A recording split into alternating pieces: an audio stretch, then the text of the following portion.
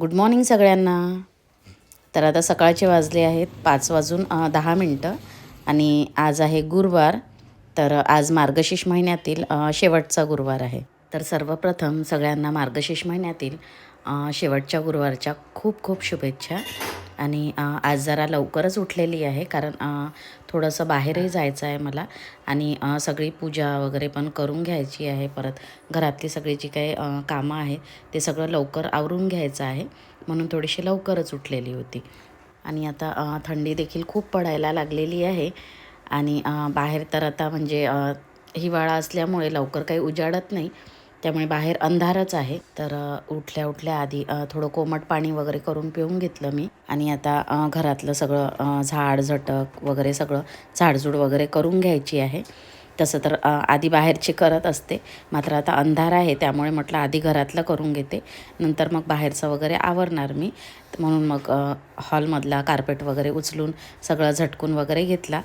आणि मार्गशीर्ष महिन्यातील पूजा वगैरे मांडायची म्हटली की एक वेगळाच उत्साह असतो त्या दिवशी आणि असं वाटतं की पटापट सगळं आवरून घ्यायचं छान आणि मग निवांत पूजा करायची, म्हणजे छान पूजेलाही वेळ देता येतो आणि आरामात छान पूजा वगैरे होत असते. तर म्हणून आधी ना सगळं घरातली वगैरे झाड झूड वगैरे जे काही होती ती सगळी करून घेतली. त्यानंतर मग सगळा पोछा वगैरे लावायचा होता तर तोही लावून घेतला. आणि घरात आता सगळे झोपलेले आहेत. तर चला आता घरातलं सगळं झाड झटक माझं फरशी वगैरे पुसून झाली. त्यानंतर आता मी बाहेर आलेली होती, बाहेरची झाडझूड वगैरे करायची होती. तर आता थोडा थोडा म्हणजे दिवस उजाडायला सुरुवात झालेली आहे, मात्र अजूनही अंधारच आहे बाहेर. तर बघा बाहेरचं दृश्य किती छान दिसतंय ना सकाळचं. अगदी प्रसन्न वाटतंय हे वातावरण बघून. सगळीकडे नीरव अशी छान शांतता आणि कुठलाच आवाज वगैरे नाही, अगदी शांत मस्त वाटत होतं सकाळचं वातावरण. तर म्हटलं चला तुमच्यासोबत शेअर करावं. तर चला आता सगळं घरातलं बाहेरचं माझं आवरून झालं.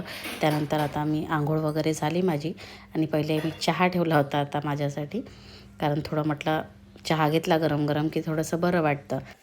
तर चला आता चहा पिऊन घेते. चहा पिला की थोडीशी थंडी कमी वाटेल आणि नंतर मग पूजेची मांडणी वगैरे सगळं मग करून घेते मी.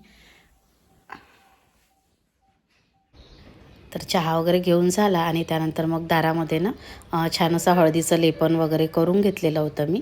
तर खूप छान वाटतं असं एखाद्या सणासुदीला किंवा जो दिवस आपण शुभ मानत असतो तर त्या दिवशी वगैरे दारामध्ये असं हळदीचं लेपन वगैरे केलं की खरंच खूप छान वाटतं आणि घरामध्ये कुठलीही नकारात्मक गोष्टींचा वास वगैरे असेल तर तो सगळा निघून जातो आणि छान अशा पॉझिटिव्ह वाईब्स येत असतात घरामध्ये. आणि आपण हे सगळं काही जे करतो तर त्यातनं आपल्याला एक वेगळा आनंद तर मिळतच असतो आणि काही ना काही आपल्याला त्यातनं अनुभव देखील आलेले असतात. त्यामुळेही आपल्याला असं वाटत असतं की नाही ह्या गोष्टी चांगल्या आहे तर ह्या आपण केल्या पाहिजे. आणि आपण जे काही करतो ते मुलं देखील बघत असतात आपल्या घरामध्ये, तर ते देखील या सगळ्या गोष्टी आत्मसात करीत असतात आणि त्यांच्यावर देखील ना चांगलेच संस्कार पडत असतात या सगळ्या गोष्टीमुळे.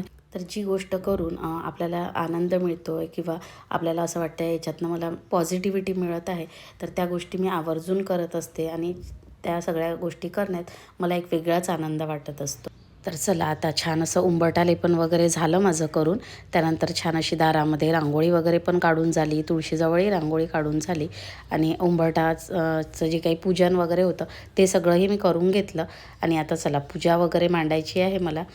तर 5 फुलांच्या ज्या डहाळ्या आणल्या होत्या मी त्या पाण्याने छान स्वच्छ धुवून घेतल्या, कारण ते सगळं धूळ वगैरे असते त्याच्यावर. तर ते सगळं धुवून कलश वगैरे मी मांडून घेतलेलं आहे इकडे.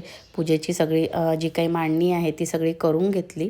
त्यानंतर मग सगळी देवपूजा वगैरे करून घेतली आणि काल यांनी मला फुलं आणून दिले होते, त्यामुळे हार वगैरे मी रात्रीच काल ना बनवून ठेवून दिलेला होता. आणि देवाजवळचे सगळे भांडे गडवा वगैरे जे काही असतो तांब्या आणि बाकीचे सगळे पितळचे वगैरे भांडे ते सगळे मी ना कालच सायंकाळी धुवून वगैरे सगळे स्वच्छ करून ठेवलेले होते. तसं तर काल मला ना बरीचशी तयारी करून ठेवायची होती पूजेची, मात्र ते काही शक्य झालं नव्हतं माझं, कारण जसं की मला बाहेर जायचं आहे आता लवकर, तर त्याच्यामुळे. मात्र काल ना अचानक माझी तब्येत खराब झालेली होती, तर त्यामुळे तर दवाखान्यात वगैरे गेली मी. त्याच्यामुळे काही जास्त मला करायला मिळालं नाही, पण जेवढं झालं तेवढं मी करून ठेवली होती सगळी तयारी. आणि दवाखान्यात गेल्यानंतर म्हणजे डॉक्टरनी सांगितलं होतं मला की शरीरामध्ये जसं पाणी कमी झालेलं होतं माझ्या, त्याच्यामुळे मला थोडंसं माझं पोट खूप दुखत होतं. आणि सारखं वारंवार वॉशरूमला जावं लागत होतं. तर डॉक्टरकडे गेल्यानंतर ना त्यांनी टॅबलेट वगैरे दिल्या होत्या मला आणि मग घरी येऊन मी थोडा वेळ आराम वगैरे केला. पण तरी मला अजिबात आराम झालेला नव्हता 3 वाजेपर्यंत. म्हणजे गोळी घेतल्यानंतर मी 4 तास आराम केला, पण कुठलंच दुखणं माझं कमी झालेलं नव्हतं. परत मग मी दुसऱ्या लेडीज डॉक्टरकडे गेली.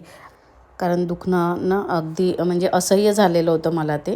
तर मग त्यांच्याकडे गेल्यानंतर त्यांनी ग्लुकोज चढवण्याकरिता म्हटलं होतं. मात्र मी त्याच्यासाठी नाही म्हटलं त्यांना. तर मग त्यांनी इंजेक्शन वगैरे दिलं. तर मग मला सायंकाळपर्यंत ना छान असा आराम झालेला होता. आणि त्यांनी भरपूर पाणी प्यायला देखील मला सांगितलेलं होतं. तर वारंवार पाणी वगैरे पीत होती. पाण्यामध्ये लिक्विड वगैरे पण दिलं होतं त्यांनी घ्यायसाठी.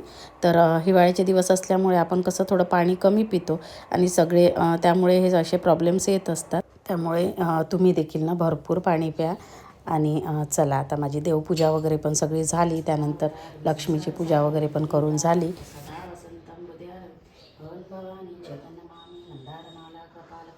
कपालमाला शिवशंकराय दिगंबराय दिगंबराय नमः शिवाय झाले लोटांगण वंदे चरण डोळ्याने पाही पूजे. तर चला पूजा वगैरे झाली. छान अशी पोथी वगैरे पण वाचून घेतली. त्यानंतर आरती वगैरेही झाली माझी. तर खूप छान प्रसन्न वाटत होतं पूजा वगैरे सगळं झाल्यानंतर. आणि 4ही गुरुवार छान अशी पूजा झाली आणि खरंच खूप छान वाटायचं पूजा वगैरे मांडल्यानंतर. आज तर शेवटचा गुरुवार होता. तर आज उद्यापन वगैरेही करायचं आहे आणि आता नैवेद्याचा मला स्वयंपाक वगैरेही करायचा आहे.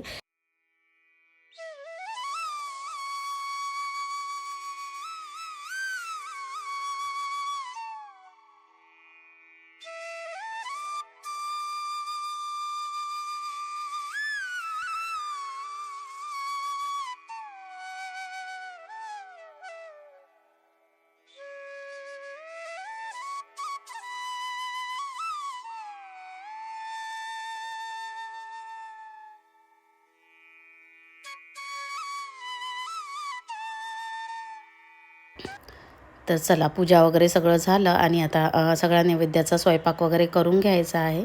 कारण मला आता जसं बाहेर जायचं आहे तर मला यायला रात्रच होईल बहुतेक असं मला वाटतं आहे. म्हणून म्हटलं आता सकाळीच सगळा नैवेद्य वगैरे करून जे काही उद्यापन वगैरे आहे ते करून घेते. म्हणून मग स्वयंपाक मांडण्यापूर्वी ना सगळा ओटा वगैरे एकदा पूर्ण मी पुसून घेतला. कारण नैवेद्याचा स्वयंपाक वगैरे करायचा आहे. आता सकाळी चहा वगैरे झाला होता. तसं तर टिफिन वगैरे आज नाही केला कारण अपेक्षा आज घरीच आहे. ती शाळेला गेलेली नाही आहे कारण तिलाही सोबत न्यायचं आहे. फक्त आता सक्षम कॉलेजला जाणार आहे. तर आता मग तोच स्वयंपाक वगैरे झाला, नैवेद्य वगैरे करून मग तो पण जेवण वगैरे करून कॉलेजला निघून जाणार. तर एका गॅसवर ना मी कुकर लावून घेतला डाळ भाताचा आणि त्यानंतर मग दुसरीकडे मेथीची भाजी मी फोडणी टाकत आहे आणि एका गॅसवर रवा भाजायला ठेवलेला आहे. कारण मला थोडा शिरा बनवायचा आहे गोडमध्ये. आता वेळ जरा कमी आहे त्यामुळे म्हटलं शिराच लवकर होईल म्हणून मग शिराच करायला घेतलेला आहे.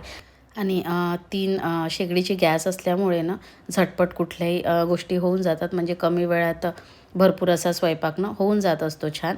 तर एकीकडे मी भाजी ठेवलेली आहे, डाळ भातही माझा म्हणजे झालेला आहे आणि एकीकडे शिरा होतो आहे, परत भाजी देखील फोडणीला टाकलेली आहे मी.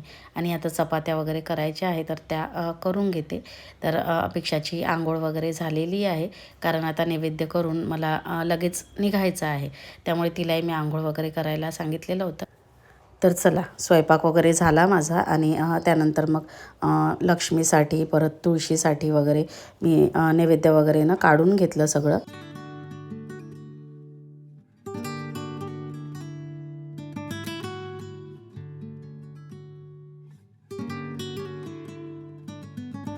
तर नैवेद्य वगैरे काढून झाला आणि अजून मी लावायची आहे देवाला नैवेद्य. तर आज जसं की उद्यापन करायचं आहे त्यामुळे सगळ्या पोथ्या आणि फळ वगैरे आणून दिलेलं होतं. आणि दरवर्षी मी ना छान अशा 5 सवाष्णी घरी बोलावून हळदी कुंकू देऊन वगैरेच उद्यापन करत असते. मात्र आज वेळेचा अभाव होता कारण दरवर्षी ना सायंकाळी उद्यापन करत असते मी. तर मग सगळ्या येतात.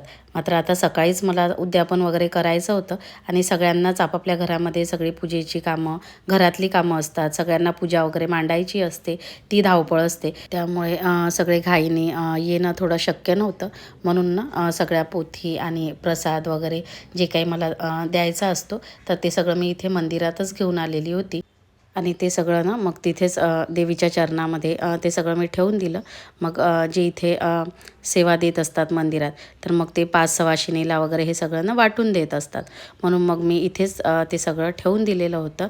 कुणाकुणाकडे वगैरे कुठे सवाशिणी बाया वगैरे मिळाल्या नाही, काही असं काही कारण वगैरे आलं, तर मग कुणी कुणी ना मंदिरामध्ये अशी आणून ठेवत असतात ही सगळी पोथी, प्रसाद वगैरे. मात्र आज ना मी पहिल्यांदाच मंदिरात म्हणजे हे सगळं ठेवलेलं होतं. नाहीतर दरवर्षी 5 सवाशिणी येत असतात माझ्याकडे आणि आणि मग त्यांना हळदी कुंकू वगैरे देऊन हे सगळं देऊन ना छान असं उद्यापन करत असते मी. आणि खूप छान वाटतं ते सगळं केल्यानंतर घरामध्ये.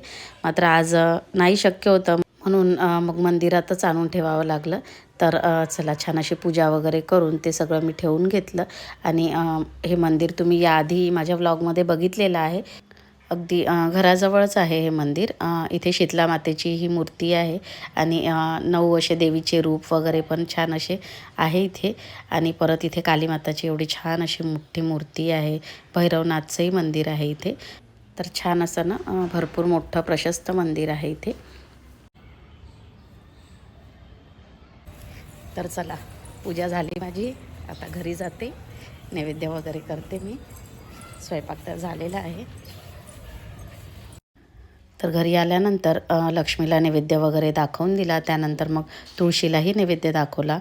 तर चला, इथेच आता व्लॉगचा मी एंड करते. तर आजची पूजा वगैरे जे काही होती सगळं मी तुमच्यासोबत शेअर केलं. तर तुम्हाला कसा वाटला आजचा व्लॉग नक्की कमेंटमध्ये सांगा. आवडला असल्यास जरूर एक लाईक करा. चॅनलवरती नवीन असाल तर सबस्क्राईब करा. भेटूया नेक्स्ट व्लॉगमध्ये.